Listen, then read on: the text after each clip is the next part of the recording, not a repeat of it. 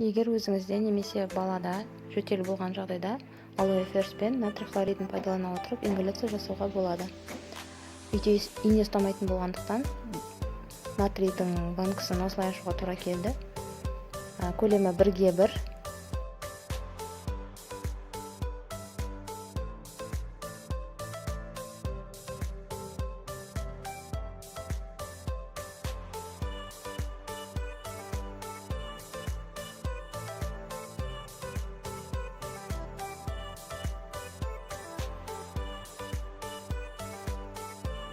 Барлықтарыңызға пайдалы болсын.